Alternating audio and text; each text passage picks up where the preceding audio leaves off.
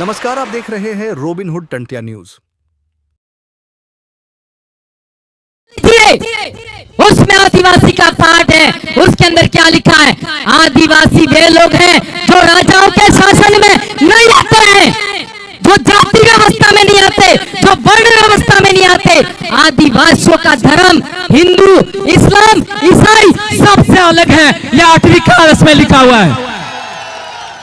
तो किसका इंतजार कर रहे हो आप लोग?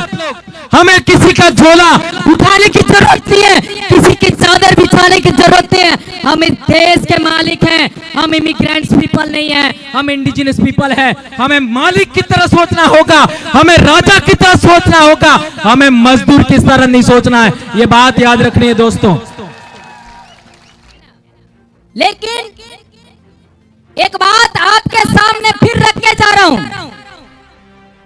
कि 6वीं शताब्दी में हमारा क्या सह संबंध है, ये देखिए। फिर हम लोगों को बात करनी चाहिए। बेशक मारवाड़ की धरती पर इंद्र मेघवाल की बात आई है और वो शायद जितेंद्र जी मेघवाल की बात आई है, कार्तिक भील की बात आई है, हमारे उदयपुर में पूजा भील की बात आई है। हम बेशक जानते हैं, लेकिन हम लोगों को समस्या को समझना है। मैं इतिहास का स्टूडेंट हूं और मेरी जिंदगी मैंने इतिहास के पीछे लगाई है। तो मैं कहना चाहता हूं, इतिहास समझिए और इतिहास के आधार पर मैं ये भी स्वीकारता हूं, मानता हूं कि राजपूत समाज भी समस्याग्रस्त है। भले आप लोग समझ लीजिए, कोई दिक्कत नहीं है। यदि राजपूत समाज समस्याग्रस्त नहीं होता तो गुजरात में शेखावत जी का पगड़ी क्यों उछाला?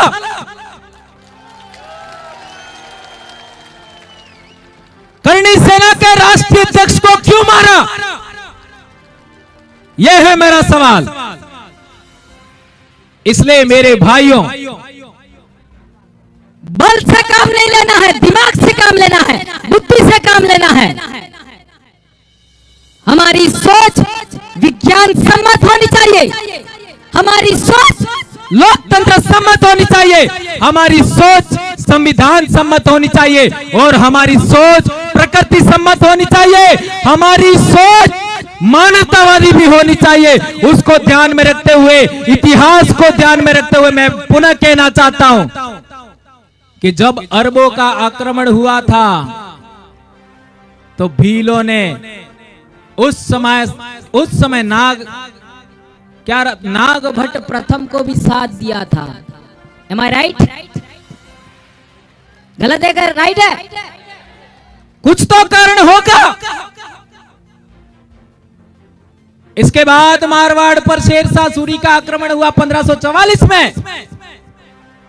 तब हमारे आदिवासियों ने सुमेलगिरी के युद्ध में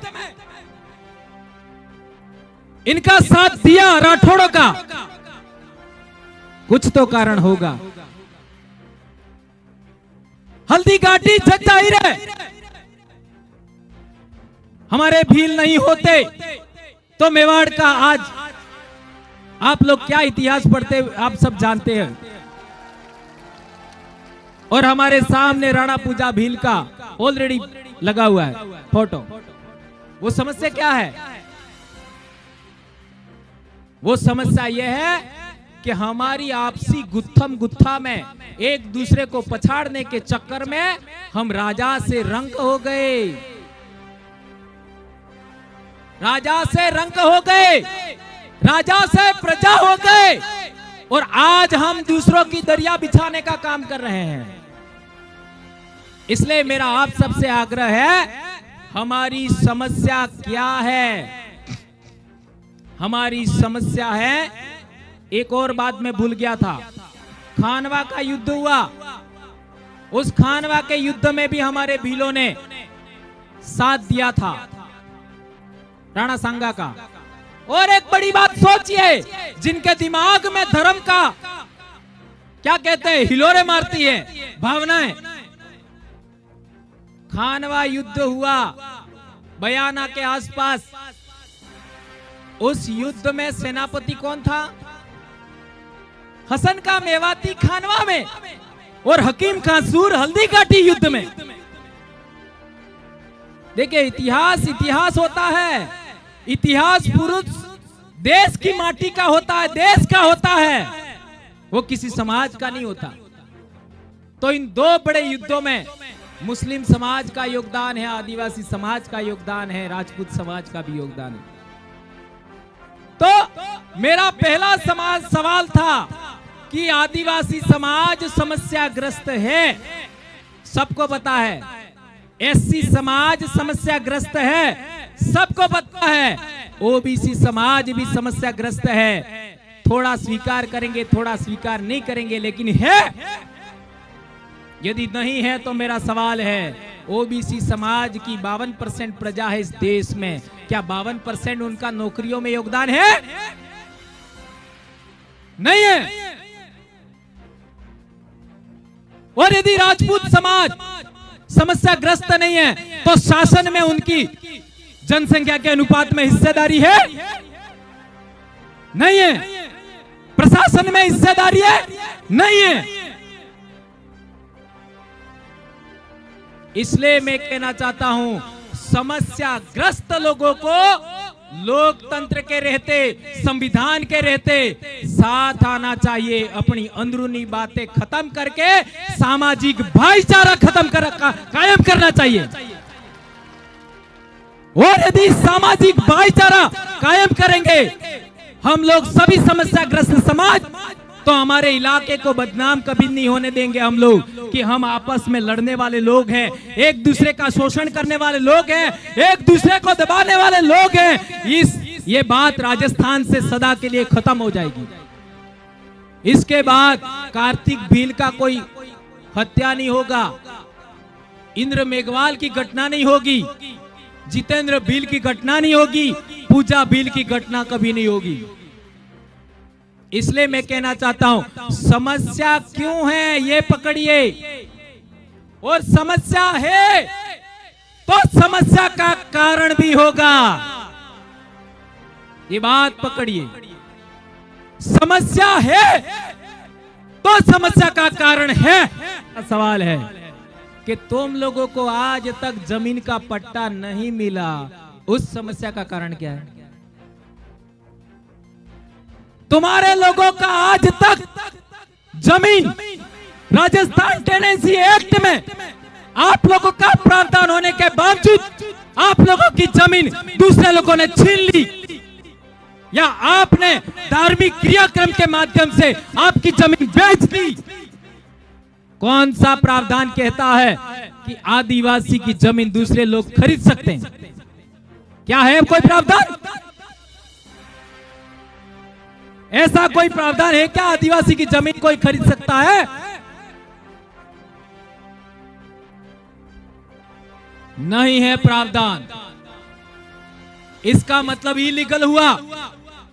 हमारे इलाके में भी आदिवासियों की जमीन नहीं खरीदी जा सकती, इसके बावजूद लोग खरीद रहे हैं।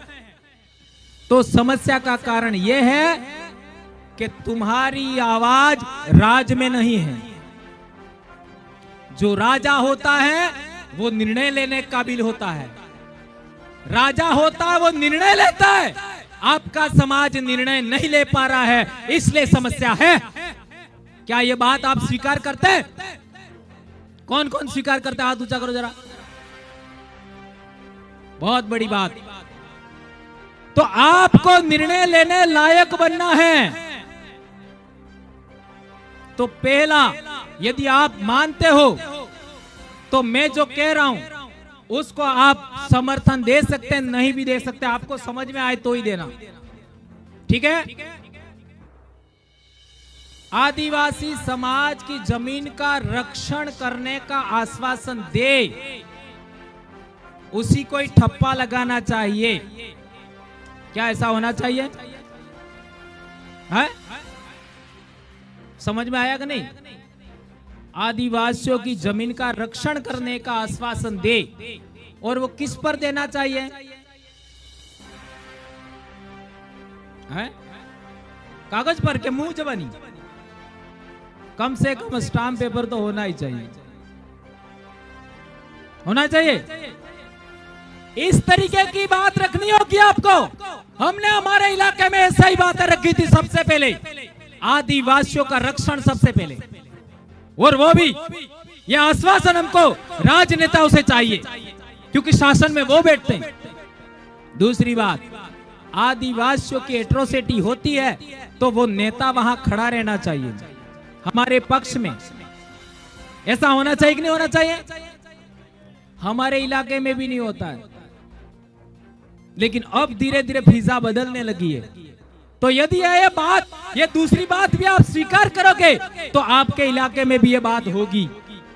तीसरी महत्वपूर्ण बात जिसको लेकर आज मीटिंग है, मैं ऐसा कहना चाहता हूं कि इस इलाके में ही भील समाज का दिक्कत नहीं है। जो हमारे चंबल और बनास नदी की घाटी है उस इलाके में भी आदिवासी लोग परेशान हैं। अजमेर भीलवाड़ा के आसपास भी लोग परेशान हैं, उनका भी ऐसी तरीके की मांग है। तो महाराष्ट्र का उदाहरण देता हूं मैं। आप लोग औरंगाबाद चले जाओ, जालना चले जाओ, बीड चले जाओ, यवतमाल चले जाओ, जलगांव चले जाओ, अहमदनगर चले जाओ, पुणे चले जाओ, महाराष्ट्र की बात कर रहा हूं। वहां 25 किलोमीटर इधर, 25 किलोमीटर इधर, 25 इधर, 25 इधर, कहीं पर भी शेड्यूल्ड एरिया नहीं है, यानी 5वीं अनुसूची का इलाका नहीं है। लेकिन यहाँ बीच में आदिवासी बाहुल्य गांव है तो वो 5वीं अनुसूची के तहत नोटिफाइड है, वो शेड्यूल्ड एरिया है। यदि इसी तरीके का राजस्थान में हो जाए तो कितना इलाका शेड्यूल्ड एरिया हो जाएगा? समझ में आया कि नहीं आया? जो आदिवासी गांव जिसमें 100% आदिवासी लोग रहते हैं, नंबर 1, और दूसरा 50% से ज्यादा आदिवासी लोग जिस गांव में रहते हैं उसको राजस्व गांव बना करके शेड्यूल्ड एरिया में शामिल कर दिया जाए तो यह आरक्षण की समस्या सदा के लिए समाप्त हो जाएगी पूरे राजस्थान में। क्या करना है? जो भी आदिवासियों की बस्तियां हैं उनको राजस्व गांव पहले घोषित किया जाए और इसके बाद उसको शेड्यूल एरिया में शामिल किया जाए तो हम और आप एक हो जाएंगे। हमारे इलाके में जो लाभ मिलता है वही आपके इलाके में लाभ मिलेगा।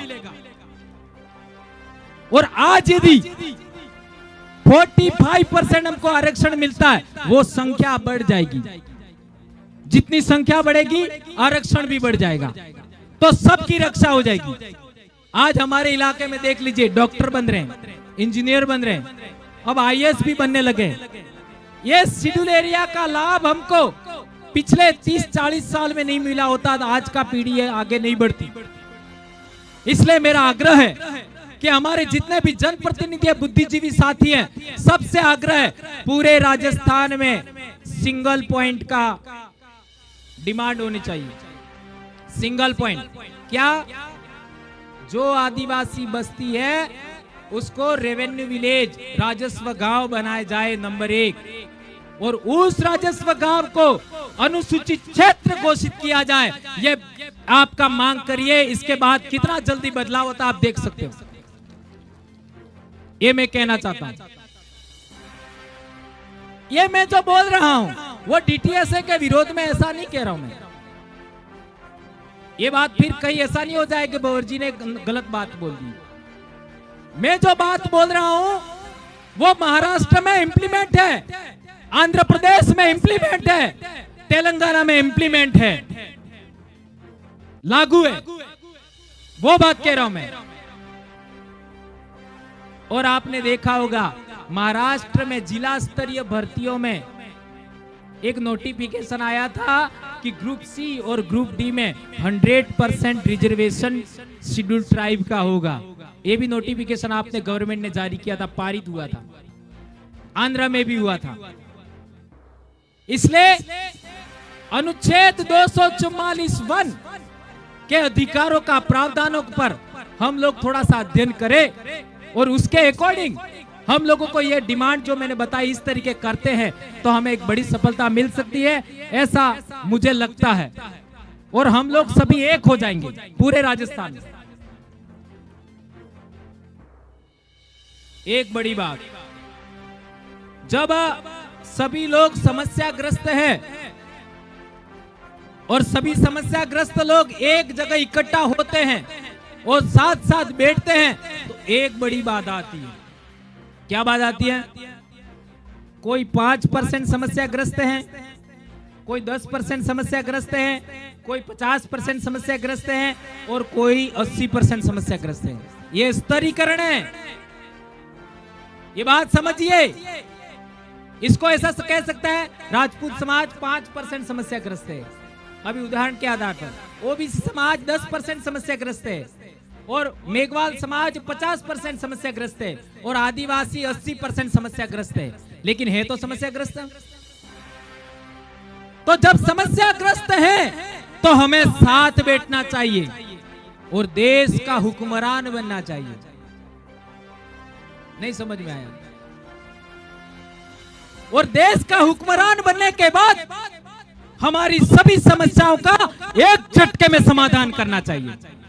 संभव है। आप निर्णय लेने काबिल बनिए।